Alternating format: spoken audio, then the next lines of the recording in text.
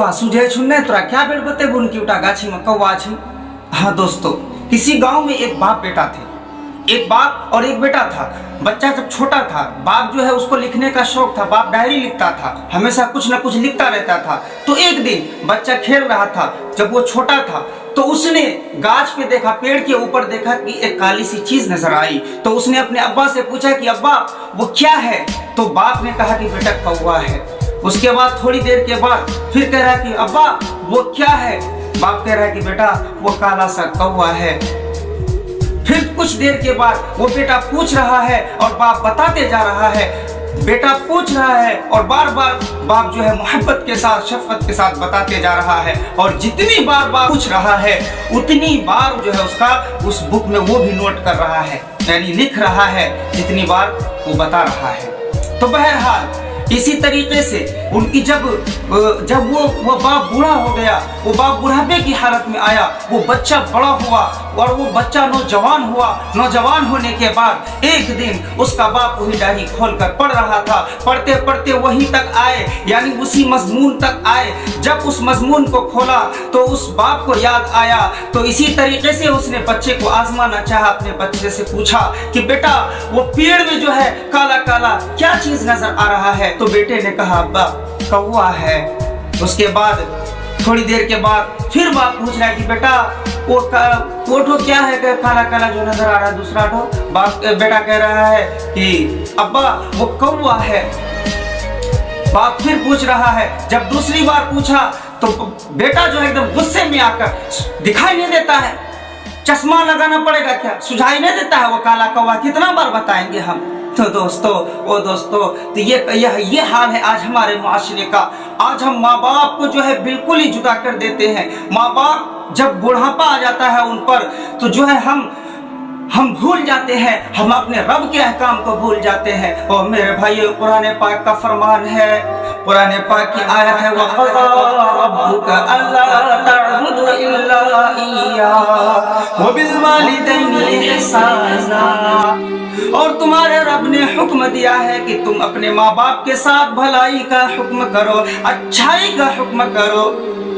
और जब उन दोनों में से कोई भी बुढ़ापे को पहुंच जाए यानी बुढ़ापा आ जाए, तो तुम उनको उफ़्फ़िन लहुमा, उफ़ जिसको कहते हैं उफ़, यह तो लड़ने पे आ जाते हैं।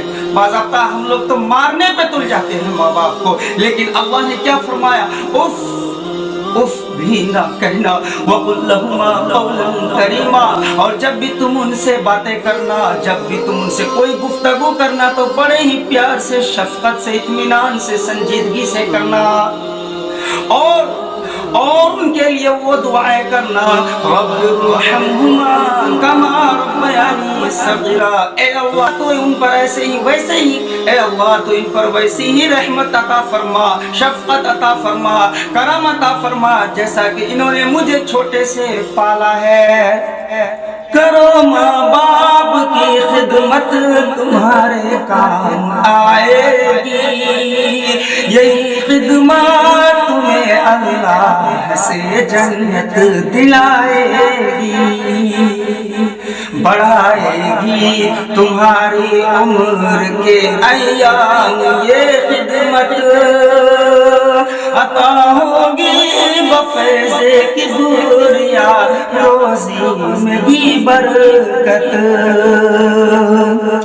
अल्लाह की रहमत साया फिगन होगी, मिथले अमल खिदमत जलवा फिगन होगी। ये कश्ती अमल की है, इसे पार लगाओ, कुरान का फरमान है, तुम इसको निभाओ। ओ मेरे भाई, जब हम छोटे थे हम गीले बिस्तरों पे सोते थे, माँ बाप हमें सूखे बिस्तरों पे सुलाते थे। खुद गीले कपड़े पहने हैं लेकिन हमें जो है खुश्क बिस्तर पे सुलाया है।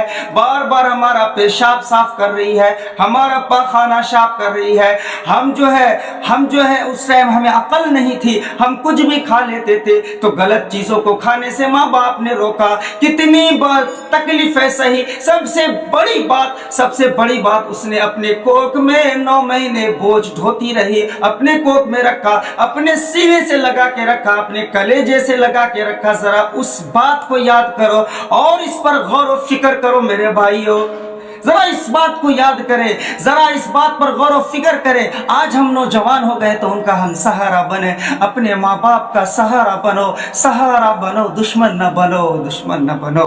जो तुम बच्चे थे तो माँ बाप सारे दुख उठाते थे, अगर चलने से थे मासूम तो कंधे पर बिठाते थे।